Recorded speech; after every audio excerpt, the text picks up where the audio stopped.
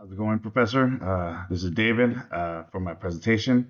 Throughout my presentation, there are pictures of me in the military. That's where I learned how to be a leader through trial and error. This first slide is my home, Fort Campbell, Kentucky, as a U.S. Army Ranger. Ethical leadership presentation by myself. The picture right there is when I graduated United States Army Drill Sergeant Academy and became a drill sergeant from 2012 to 2014. Um, in my dress blues, in my campaign hat, which is called the drill sergeant hat, and I was stationed at Fort Benning, Georgia. So in the beginning of my initial educational path, my goal was to get into the VA system and become a form of instructor slash rehabilitation, um, helping veterans out at least once so they don't commit suicide. But knowing that I can educate them that you don't have to lift weights. There are different ways to keep a healthy and active lifestyle. That was my initial goal, but things have changed up until this point. Now my new dream, my new achievable dream, um, is going up into the management department or being a director of a VA. I'm not going to be using just one set of leadership style. I am going to use what I've done in the military when, especially when I became a platoon sergeant at Fort Campbell, Kentucky, and leadership that was effective. It starts off with the authoritarian, um, then it goes into transactional, and then to servant. The picture on the right is me when I was about 20 years old when I was stationed overseas in Korea. I was an M60 machine gunner. Only helicopters use that machine gun, and the uniform is outdated. It's the battle dress uniform, which is the BDU, with jungle boots on, and I was in the armor. Authoritarian, autocratic leadership style. So, in the article, what is authority leadership? It defines authoritarian leadership style as a leader with control aspect of all decision making involving small groups to big decision. Pretty much a dictator. Um, I would let, if I get to achieve this dream of becoming a director, um, I would have to let everybody know that I am in charge. There's only one person that will make big decisions, that it's my way. That policies that come from outside the VA, meaning up at the Secretary of the VA or Congress or the Commander in Chief or whoever the president is. I cannot change those, but the policies that I can create that implement that I would implement should work.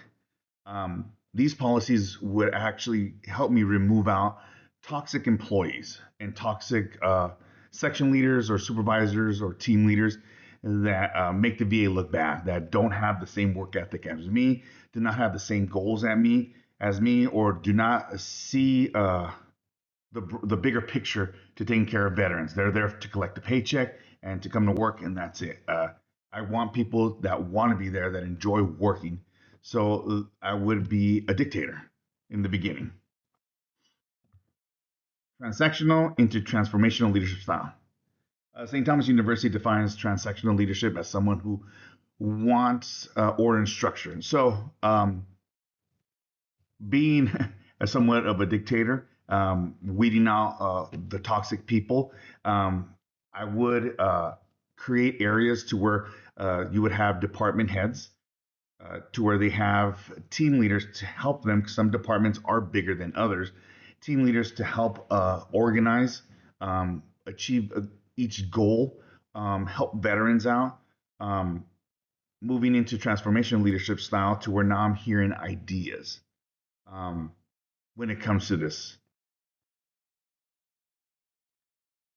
Servant leadership style, making employees their welfare needs are my priority. So once I weed out all the toxic leadership, all the toxic people that just make the VA look bad and the service of helping veterans, um, it would come down to this. Now that I have people that want to be there, um, I would get to know their names. I would get to know their families. Um, Taking care of them. If you can take care of your employees or subordinates. Hold on, my daughter is leaving. Bye, babe. Um, if you can take care of your employees, um, just while you're working, creating a good environment to where there is no toxic anything, they're going to want to come to work. But at the same time, off work, taking care of them. Because, you never know if you don't know what's going on with their home unless they want you to. But if there's an issue of a person, for instance, I had a soldier in Fort Campbell, Kentucky. He was good to go, but out of nowhere, he started coming late into our morning formation where we do physical training. He was coming late, coming late, coming late. It happened 3 times. And instead of barking at him or belittling him, I grabbed him, not physically, but I brought him into my office, um, his squad leader, his team leader, and I said, "What's going on? That's making you come late." And he opened up. He was having issues at home with his wife, and there was some arguing. And I asked, "Did you hit her?" No, no, no, no. They were just arguing, and it was late nights, and he wasn't getting any sleep. So we had to fix this. I had to take care of him to where we got some marriage counseling. We got some time off for him. Um, because it was my platoon, and with the approval of the company commander, he got to spend time with his family. I babysat his 2 kids for the weekend. They came over, and he went taking care of people that way. You'll gain their trust, their loyalty. They'll give you 110% when it comes to work. That's how I see if I get to achieve this goal, taking care of the employees and their needs, their families' needs, um, will create that loyalty and that trust. Ooh, this is a good one. Strategies. Delegate, open door policy, building trust, discipline in the office. So delegating. Once you get out of that dictatorship and you set the structure of who's in charge of everything, now I start delegating to supervisors that are under me to pretty much teach them, mold them, but let them run their own show as long as they get the task of the day. Their employees take care of veterans. There's no need to micromanage. The only time, let me rewind, I have to build that trust with them so I don't have to micromanage. The only time I'm going to step in is when I see them not being able to control employees or even stepping in before they ask for help. But delegating and teaching him to delegate down to either team leaders, or just the individual subordinates that are under him so they can do their job. So he doesn't have to micromanage. He can focus on other things to make the VA great. Open door policy. Once you create that trust that you're taking care of your employees, um, it's a good non-toxic environment. Issues are dealt with, swift, with some common sense.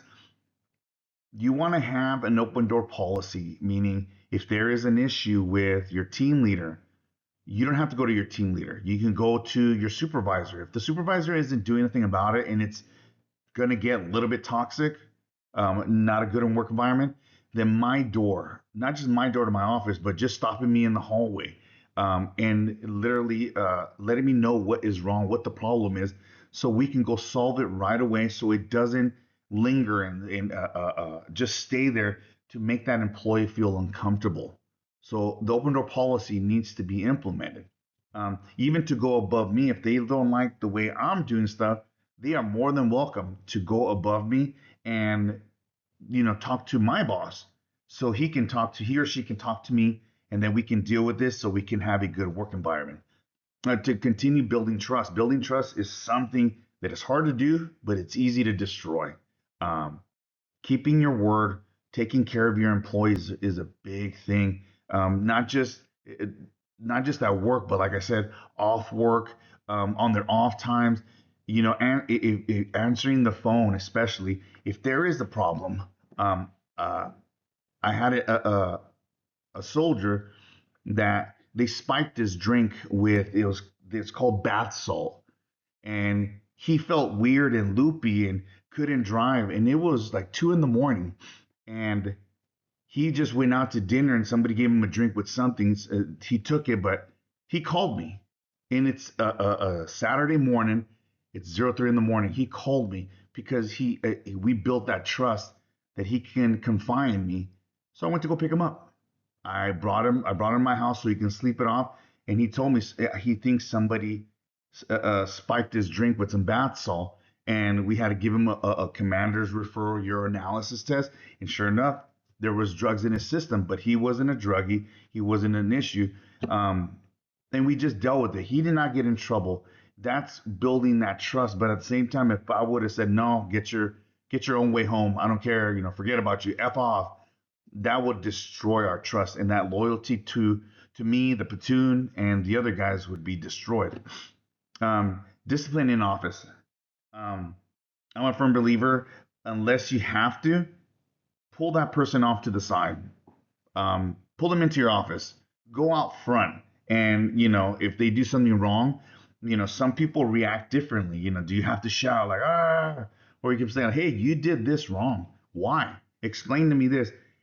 If you have that trust, they'll be open with you. I did this because of this. I messed up. I know I'm going to get in trouble, but never discipline in front of other people. I've seen other sergeants discipline in front of other people, and it literally will destroy not just the morale of that soldier, but it'll destroy the morale of the platoon. It's like, wow, you just embarrassed me in front of everybody. If I would do that to an employee, if I get the opportunity to run a hospital or a department, it will destroy that employee's morale to want to be there in general, not come to work to quit. And now we have to, reschedule everything from schedules, who's going to cover. So pull them off to the side. That's a big thing. Unethical scenarios. The picture on the side, I'm sorry, I just got involved in this, but the picture on the side here was that's a burn pit. That's what actually burn pit, and I suffer from burn pit issues, um, and I have asthma and some bad lungs. But that was our platoon doll, and that's our combat outpost, Michigan. It was in the Pesh River Valley. We were at the entrance of the world's most dangerous valley called the Valley of Death. Unethical scenarios in the workplace, drug and alcohol abuse. The VA veteran VA employee has walked the walk in recovery. A former Marine veteran, Megan Rogers, started with addiction at 14. She needed to change her life because she was going nowhere. She joined the Marine Corps, but she knew doing drugs in the Marine Corps will kick her out. She will get dishonorable discharge. But what will replace drugs? Alcohol. So she became a heavy drinker. But when she left the military, the Marine Corps, she uh, she needed that fix that alcohol wasn't doing. So she resorted to drugs. She got arrested a bunch of times until finally she turned her life around by giving her life to Jesus Christ, going to school, becoming a counselor for the VA with people with drug addiction. Drug addiction, not necessarily every veteran does drugs, but the way the VA works is they give you prescription drugs that make you rely on it, like a junkie. The VA is the drug dealer and the veteran is the junkie. They think they're getting better. No, they're keeping you sick. They don't want to do anything else. If I don't take this pill, I'm going to die. No, it's not necessarily that. That's why I wanted to, help veterans live a healthy and active lifestyle instead of worrying about these drugs that are given to them. Um, in a workplace with drug abuse, it needs to be addressed really quick because it can spread like wildfire. Some people might get like, "Hey, what are you taking? I need this. I'm tired." It needs to be fixed really quick. That's where you take care of your employees. If a person has a drug addiction or an alcohol addiction, you have to get them help. Why would you want to destroy their lives by firing them so they can die? No, you're on temporary leave. You are going to get some help, and I'm going to help you get some help, and I'm going to keep in touch with you, and you'll still have a job here unless you don't want it. That's how you take care of people. Sexual harassment. The Senate Democrat urges VA to address staggering increase in sexual harassment and assault complaints in facilities. Um, in 2020, from 2021 to 2024, veteran hospitals said that sexual harassment cases have gone from 600 to up to 1,500. Sexual harassment is not just hands-on rape. It can be sexual jokes that people just don't want to hear. That has to be nipped in the butt. If you want to have those conversations, need to have all it takes is one person. You need to have those conversations at home, but all it takes is for one person because they're going to get uncomfortable. They're not going to want to hear certain things like that. You know, you're gonna. I've seen it to where when I was a young sergeant, I seen other sergeants um, try, say these sexual jokes to another male and try to force him like, hey, come on, tell us a joke. But he was very religious. He didn't curse, he didn't drink, but they were trying to force him to come out of that. Like, oh, come on, it's okay. And I didn't agree with it. I literally had you can say check those sergeants, tell them no, that is completely wrong. You can't force them to do that. It is not. Oh, let's be a man. No, that's dumb. It's stupid. It needs to be nipped in the butt, but not just in the army, in many corporations, in many companies, it can be sexual harassment does happen. Some cases go unanswered. Some cases do get answered, but the majority don't. Toxic environment. The military is full of toxic environment. It's a great corporation. It's ran by great leaders, but it's at the lowest level where it becomes toxic to where um, you have the good old boy club, meaning they take care of themselves, but they're mean to others that don't want to be a part of the good old boy club. There was a case in Loma Linda Veterans Hospital down the road from me where a supervisor was a toxic, would belittle employees, would make them clean up areas that they weren't supposed to clean up, and he would force them to buy lunch. The VA policy was to get rid of people like this, but they're wondering why this never happened. It's an ongoing case. He is still working. He is still a toxic environment. A toxic work environment would make people quit, would make other innocent people toxic.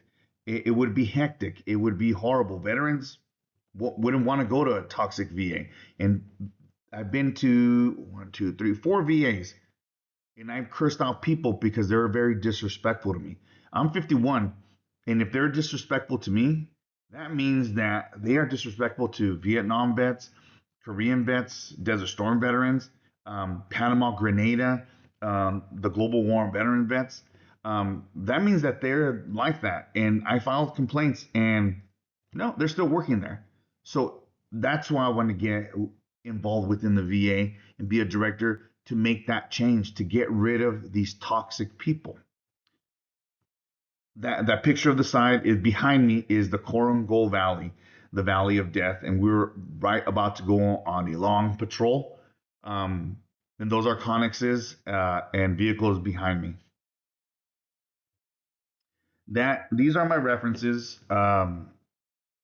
There's more to it. I've learned a lot when it comes to being a leader through trial and error. I was that toxic leader when I was young, and I had to be pulled off to the side by a mentor telling me you can't do that. It belittles. So I had to change my ways, and it was through trial and error. I became a sergeant in 1996 with stripes on my shoulders, on my collar, and I was supposed to know leadership, but it wasn't taught. I didn't learn leadership. I, a young sergeant in 1996. I didn't learn leadership until I graduated Ranger School and we got to Fort Campbell, Kentucky in 2012.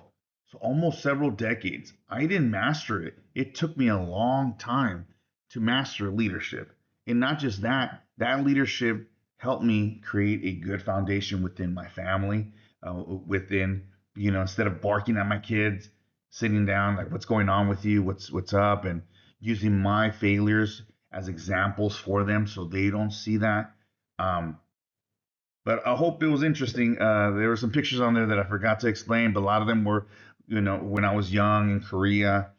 deployed. One had a grenade on it when I was holding it up. That was not a grenade, I'm sorry. It was shrapnel from a 81 millimeter recoilless rifle that blew over my head. I want to say about 2 feet. That knocked me out. It hit the vehicle and it was lodged above my head. I didn't have my helmet on, and I kept it, but they told me I couldn't bring it back from Afghanistan, so I just took a picture of it. So, um, hopefully you enjoyed it, and hope you have the rest of your good day.